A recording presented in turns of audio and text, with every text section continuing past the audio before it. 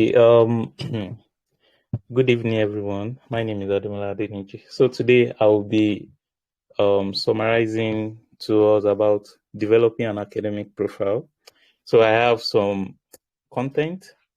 So specifically, I'll be talking about skill set, experience in terms of research, teaching, and work experience. And as well, I'll be talking about the standardized test and as well developing an academic CV, basically. So going into the skill set, so specifically skill set actually entails like four different things. So it deals with our skills, abilities, knowledge, and also our expertise in a lot of areas. And basically, it doesn't really have to be about scholarship application. It can be in every several areas of life in which we find ourselves. It can even be in the work environment and everywhere, basically. So, but how does this like combination of attributes actually relate with scholarship application?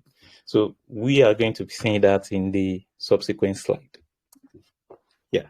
So the way in which our skill set actually relates with scholarship application is what we are currently seeing on our screen.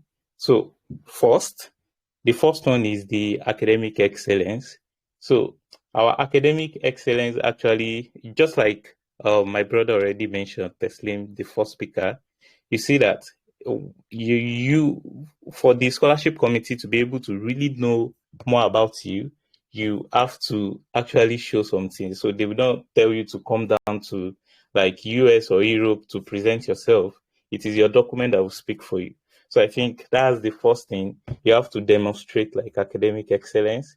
In addition, you have to show like leadership qualities. Take for instance, there are some like scholarship application in which it requires you to be a leader, even though because take for instance, there could be a lot of applicants in which they have good CGPAs. You can even see people that have like 4.9s, probably like 50 people already have 4.9, and they are even looking at 10 people to select at the end of the day. So it means that they will have to put back their grade, then they will have to look into other places. So I think having leadership skills also count in our scholarship application. So in addition, communication skills, this is really very important because you will be made to pass through a lot of interview, especially for graduate studies. You know, there are some PhD programs in which if you apply to them, after the first round of screening all the applicant and everyone, they will actually invite you to for an interview. And that's where they will really assess your communication because you might have put it on your CV that, okay, I have good communication skills, good interpersonal skills, and everything. But they will actually test you by trying to put to you a lot of questions. So the way you respond to them actually will give them an overview of who you really are. And as well, research and critical thinking. Just like the first speaker already mentioned, your research and critical thinking skills is really, really very important. Just like he mentioned, he said that graduate school is really, really hard. Like it's very, very hard. So you have to demonstrate all these type of things, like especially critical thinking, because one of the most important thing, especially here, like for instance in France, is you have to be autonomous. Like my friend, I think he's here, Mubarak. You always tell me every time that these France, they don't know what the autonomous. Autonomous basically means you have to be able to walk alone. Like you have to be able to solve all your problems alone. Nobody is going to help you. So that's why one of the most important thing they always mention is that you have to be able to walk alone. So by having critical thinking skills, this is one of the requirements that we, because when you are posed with a lot of challenge or problems, you'll be able to sit down alone and also trying to find a way. Even trying to ask people for help is also part of critical thinking skills because when you're able to sit down alone, try to think towards some things and you'll be able to feel like, oh, I think I should get an help or I should try to ask somebody because there are some people, they might be very good, but they will feel like, no, I shouldn't ask for help. Probably to make you a lesser person, or probably to feel like, oh, no, no, no, I cannot solve this on my own. Also, no, but trying to ask for help is also part of critical thinking.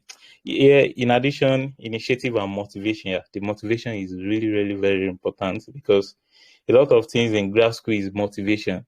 In terms of the money, because initially what people always feel is that, oh, when I get to grad school, I'm going to be receiving stipend in dollars and everything. So once it's like start collecting that dollar that you feel like you really want, after the first month, second month, third month, fourth month, and you are really receiving the same kind of money, that's where like the money motivation is going to die, because you feel like what's even all the stress is not even like, there's no correlation between the money you'll be receiving and also the stress and hard work you'll be facing. So basically you have to have like the right motivation. Like he has already mentioned, part of the motivation is for you to be able to see that, oh, this is really where I want to go. Maybe you feel like you want to work in the company at the end of the day. Maybe you're in Canada, you want to like receive permanent residency, citizenship, something like that. Maybe you want to work in good companies at the end of the day. So it's also part of the motivation. You feel like, no, no, I must not stop. No, I have to keep on working and everything. And also, you can be passionate about research. Maybe you really want to change a lot of things. Yeah. Also, community involvement. I think if you do NYSC, you'll be able to have this kind of experience. And even from your school, I've seen a lot of undergrad and myself that they've actually contributed in one way or the other to their community. And lastly, adaptability and resilience. So I think these are one of the attributes of Nigerians. I think most, because for us to be able to graduate from Nigerian school, you know how very difficult it is. So I think uh, having this type of attribute is very, very important. So how are we going to acquire this scholarship skill set? First, you have to identify your skills, like the skill you really want to actually gain. So you have to really identify it. The second is setting the clear goal. Take for instance, let me try to go back. Maybe you want to acquire your academic excellence. You already know what to do. There are some people that feel like, okay, I'm not good, I'm not this, I'm not that. I've never seen somebody that graduates with first class just on a platter of gold, or probably they just gave you first class. It's not possible. Everybody knows what they are going to put in for them to achieve this grade. I know there are some students that put in the work. Of course, everybody puts in the work. Maybe at the end of the day, maybe the result doesn't really go as they wanted. But I think the result will not be really that bad. Will not be very, very bad if you put in the right type of work. So you have to identify the goals. Okay, I want to have like a first class. You already know what to do. You already know what to do. You have to move with people with like minds, and you have to study hard. So when people are sleeping in the night, I cannot tell you, no, first class is easy. You don't have to do this. You can get first class by not reading, by not this. You can even get first class by partying, by this. But we have to be realistic. Like, we have to be realistic. Though people can party also. I'm not saying party is bad, no, but people can party and feel like, I can party and still have first class, no. But it is actually a thing of self-discipline, because if you are not self-disciplined, you will not really get this kind of achievement. So that's why not a lot of people have first class. A lot of people just a minority, basically. And for some departments can even be a majority, of course. So not that having 2-1 is a problem. No, it is not a problem. It is also a very good problem, but trying to set the bar very high. So I think that's what we all should aim for. Also, you have to set the goals. Like I mentioned, you have to get the education and training. Probably you want to have like all this research experience and everything, or maybe you want to have a lot of knowledge in some field. You can take online courses. Also, you have to practice regularly, seeking mentorship. This is very important. Just like, because I and Teslim, we are colleagues back then in Lautech. So like, I used to ask him a lot of things like, okay, what should I do? What should I do this? Because then I always like look after, like, no, not look after. I think that's the wrong word. So I always kind of like model myself like him because I really want to like achieve some of the things he has achieved basically. So yeah, you have to really seek mentorship and guidance. So that's the way you can really progress and also kind of be like you have a sort of direction. Of course, you can aim very high or aim more high than your mentor, but I think it is very important that you really look into someone and you really want to maybe be like them. Also, join relevant communities like this scholarship news. So you have to like then I started knowing about scholarship from right from SS3, like yeah, SS3. The moment I graduated, that was when I started joining scholarship group while I was in second year, I already know how to even go abroad because then I was joining like PTDF scholarship group in which those scholars they're already in the UK, and back then I was already like in 200 level engineering. So you can see you have to really like join a lot of relevant communities for you to really know about how these things works, and also continuous learning. It is really really important. So that's how you have to go about in order to acquire some of these scholarship skill sets, basically. Moving ahead, I will also be talking about the experience. So, like I've shown in the content of the presentation, the experience are basically divided into three. I'm not sure, but this is what we always have in our CV: research experience, teaching experience, and also work experience. So research experience, these are what you really do yourself. So it doesn't really have to be technical, but it could be like something of like investigation. It could even be conducting research projects. And also, there's something you have to pay attention to. Research experience doesn't mean you have to be in the lab working. So it could be something you are doing in your house. It could even be trying to like gather data from the internet and try to analyze the data. So basically, that is like research experience. And in the subsequent slide, I will be showing you how to get this research experience. Like, I Yeah. think maybe, I think probably in the subsequent facilitator is going to talk about some of these things, or probably tomorrow. You know that for grad school application, research experience is very important because you cannot just want to apply to something like biology, or maybe you want to apply to chemistry or even civil engineering. Or for civil engineers, some engineering, they can take your work experience for that. Or but specifically, if you are dealing with science, you have to show that you've entered the lab and you've performed some experiment, or probably you've analyzed some experimental result. So I'm going to be showing you how to acquire this research experience. Also, teaching experience, I think it is also very important because there are some people, the way people try to get scholarship or even funding abroad can just vary. That's why at times the scholarship of a thing it doesn't really have like a fixed manual. There are some people that we just have like tutu. Maybe on that day, maybe the professor just received a funding alert that your funding has been approved. Probably that is the actual time the student will just say, "Oh, dear professor, I'm looking for this funding." The professor will just say, "Oh, okay, I think you should just okay, let me take you. Okay, let's do an interview or something like that." And the student will just go with 2-2 or even with 2-1. And somebody with first class will still start clicking application, clicking apply button. So basically, in terms of this teaching experience, is also very important because most of like the first speaker already mentioned, you will be required to direct some of these undergrad because when you come in as a PhD student, you'll be assisting undergraduate student.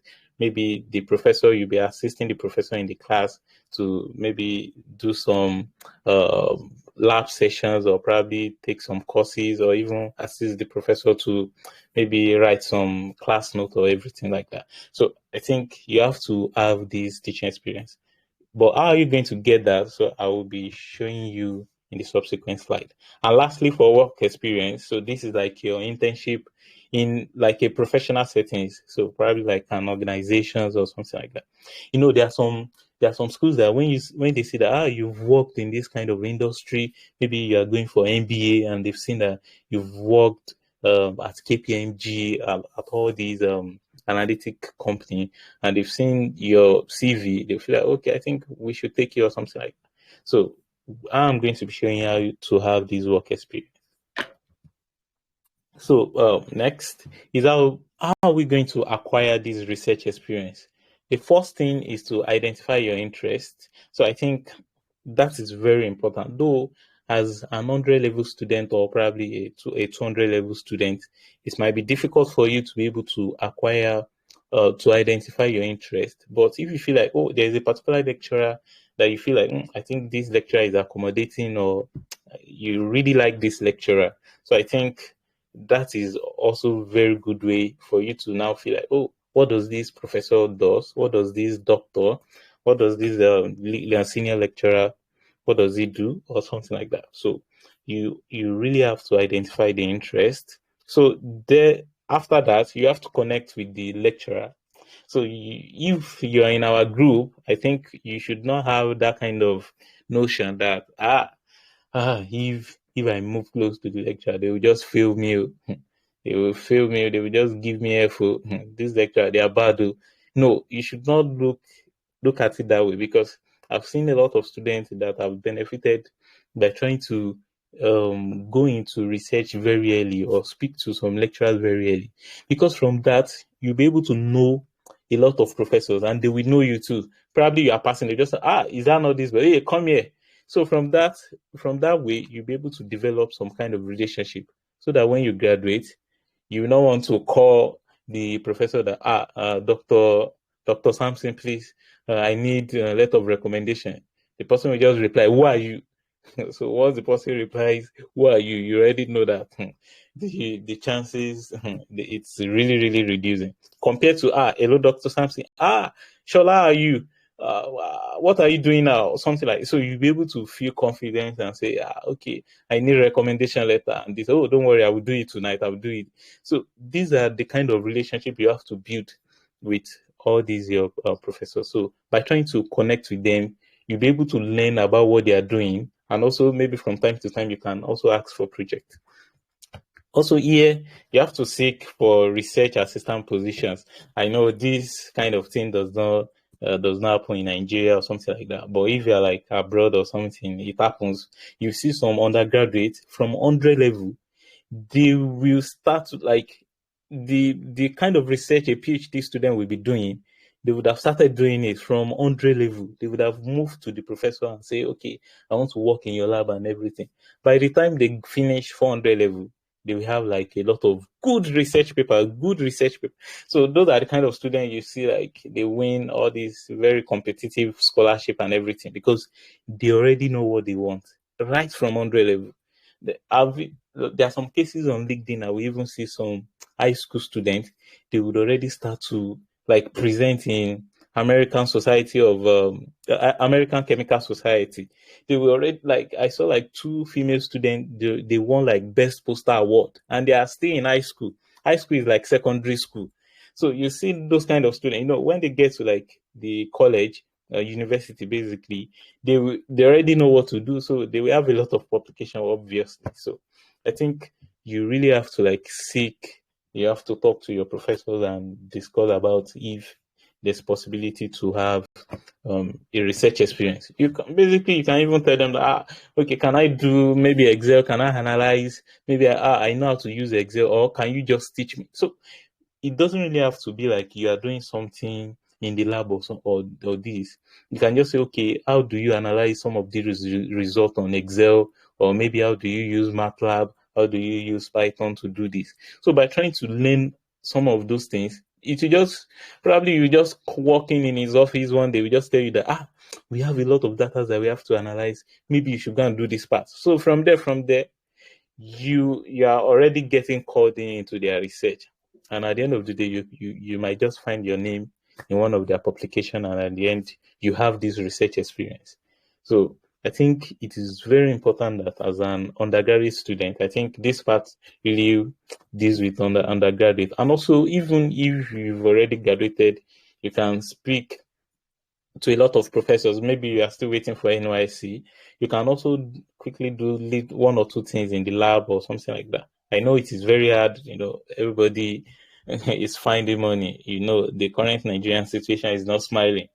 If you stay in one lab, you will get hungry or something like that. So everybody has to also look for money. But if you feel like, okay, you still have one or two stuff that you can still manage, these are one of the ways you can seek for research experience. And also, maybe you are in NYC camp and they want to post you to one research institute, and you feel like, no, no, don't post me. Don't post me. I want to work in one company that I will be collecting 50,000. So I think that those research companies also, they are very good. Like some people at the NYC in Lagos, there's one research institute in Oshodi. So I think those kind of, I've seen people get there and they have one or two research experience, and even it can even be in university. Maybe you work with some professor. I've seen like more the second speaker that is going to be speaking next. He was working with some professor at Nine University in Abuja, and he was able to get some recommendation letter from the professor. You can see. So those are like some kind of opportunities to have research experience. Also, you apply for research internship. So there, because now I start to see that there's some of these Nigerian universities, they start to have like grants. The professor are now starting to receive grants. Like in the case of LAUTECH, I've seen like maybe two or three, no, I think four. Yeah, I've seen like four lecturers, they have like research grant. They are even posting it on the school email that, okay, you have to apply, come and apply for this research internship. So I think it is also good opportunity. So now, even though if we did not, one way to start knowing about research is to go to conference. So you can go to the conference in the funny thing is that there are I was seeing a poster, I think a professor posted a poster. I saw American Chemical Society from LAUTECH. So I was like, this is really something that is nice. And we are going to see, there will be some students in that department. They'll feel like, what are these people? What are they doing again? What are they doing? Or what are they doing? Or something like that. But they do not know that this is an opportunity for you to even see what people are doing. And that experience, you can put it in your CV that you've attended American Chemical Society. Because if a professor sees something like that, they'll be able to relate that, oh, I think this is really nice. So, yeah, and also you can conduct your own research. In the case that maybe you're in computer science, you're in some kind of discipline in which you may not really be able to get some professors to work with, you can also conduct your own research. But before you can able to do research, you have to know some tools. So yeah, I expect you, maybe you're in engineering, you have to know MATLAB. You really have to, I don't care what type of research you're doing, you have to know MATLAB, you have to know Python, or either of the two basically. So you have to know a lot of softwares. When you know all these kind of tools, you can be able to really check some problems in your field or something like that, and you try to solve them. So I think these are ways in which you can get research experience. And I've seen some students, they've written like review article. Like myself, I was like, so it is possible. It is until I graduated, I was like, so it is possible to write review article and get it accepted or something like that. So, but you can, as an undergraduate, it could even be the courses, the topics that is discussed in class. Probably they are discussing fluid mechanics, or maybe they are discussing boundary layer theorem or something like that. So if you can see something like that and just write a review article on okay, new insight in boundary layer theory or something like that. So having doing some kind of things like that, I think it's also uh, putting into your research experience. Because if you are going to grad school, those are the first thing they will look into, especially for STEM programs. They will check your research experience and they will check for evidence. So one thing is that when you make your CV, they are always looking for evidence. That's how they score, like that's how they rank those candidates. So if you are like, why are they not picking me? It is because you put in research experience and there's no evidence. So it is like all this, you just explain, explain, explain, but there's zero evidence. So you really have to show evidence. And how to show this evidence is by the professor. Maybe I'm writing my SOP that, while I was in second year, I was working under Professor this. where we were working on this topic. So when you write something like that, they expect that if they check your recommendation letter, they should be able to see that professor that you say you work with writing a recommendation letter for you. Because the professor will be able to say, okay, this student was in my lab, he was working on this thing, and he contributed by doing this. So that is like an evidence. So if you are just writing research experience and there's no corresponding evidence, just forget it. Another way to show evidence is by publishing your thesis or something like that. So that's why if you have problem with your supervisor, make sure you reconcile, or you try to speak with them, because it is very important that your research supervisor, if from your undergrad, write your recommendation letter for you. So very important. So very important. So I think that's another way for you to improve your research experience. So moving Sorry on, to cut you, Mr. Ademola. You have 5 minutes more, so but it's 40 minutes. yes. 5 minutes. Wow. Because basically I'm seeing 26 minutes, but I don't know. But yeah, no problem. No problem. So now I will have to be fast. Yeah. To acquire teaching experience, basically you have to just Leather jacket with this one. No, this one's I'm talking about. can you hear me? Hello? Yes, we can hear you. Continue. Yes, we can hear you. Yeah. So basically you have to acquire the teaching experience and everything. So specifically the way to acquire this type of experience is by peer mentoring, and also probably you try to take some course, you try to take your colleagues in class. So I think it's really very an avenue for you to have this type of teaching experience, basically. So overall, for the work experience, I think one way you can quickly get that is by doing an internship program. Maybe during your fourth year, you can have this type of experience. So I think that is an avenue for you to have like a work experience. So in terms of the standardized test, so I think I have like less minutes, maybe 3 minutes or so. So these are the required No, you can standardized. continue. I was notified that there's a mix up somewhere, so you still have like Yeah. 30 minutes more. Sorry for the Okay. mix up. All right. Okay. So I think I still have time, okay, basically, because I'm also timing myself.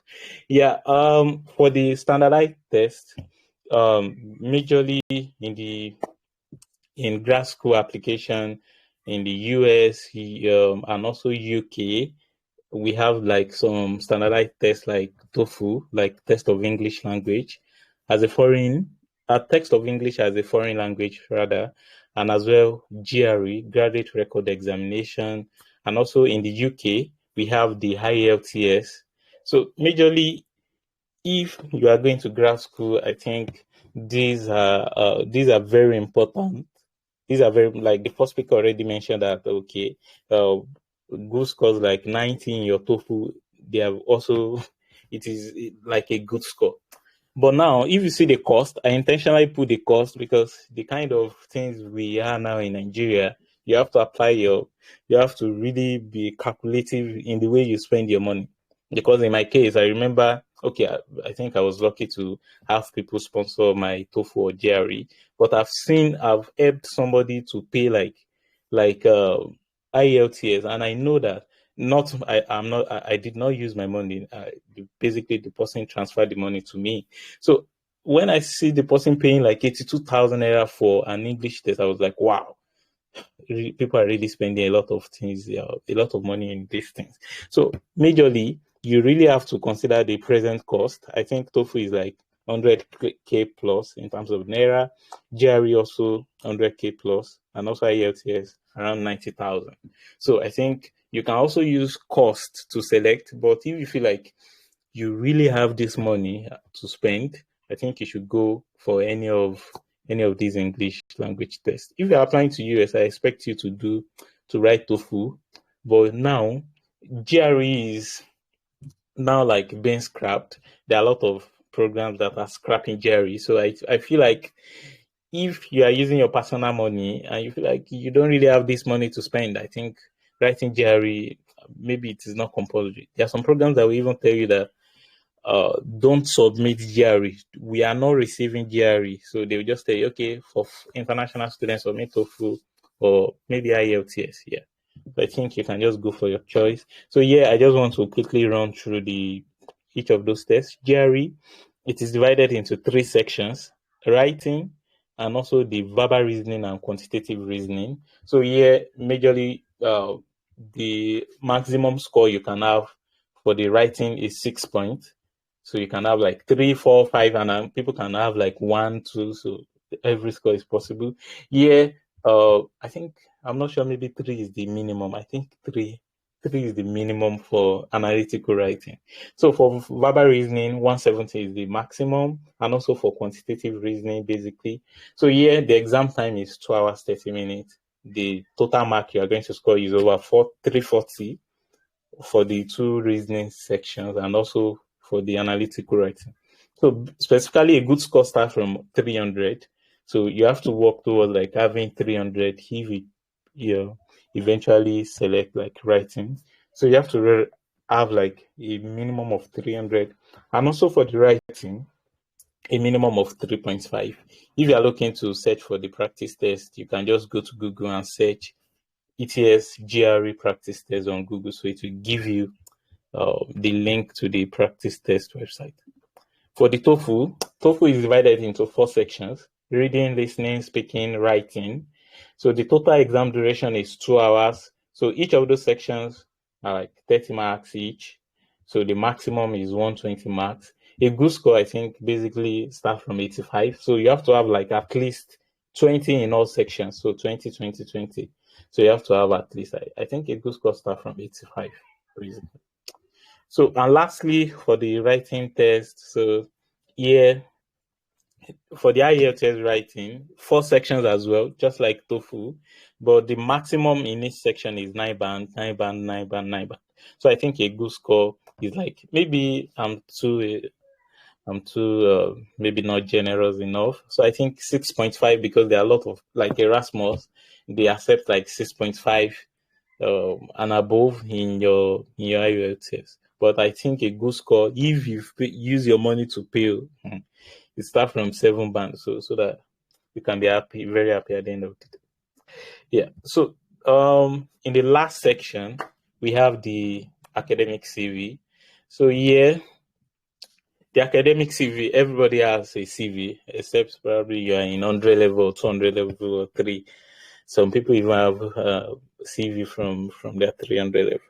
So the CV, majorly, everybody already knows, like it involves having our personal information, research experience, work experience, teaching experience, skills, sample writing and publication, conference attended, awards, and referees. So I think that is what we really have on our CV, and how we should go about it. Personal information. So like recently, some people sent like CV to me, and I saw like the whole style of writing CV. They put their sex, they put their date, they put their marital status. I was just laughing the first time I saw it.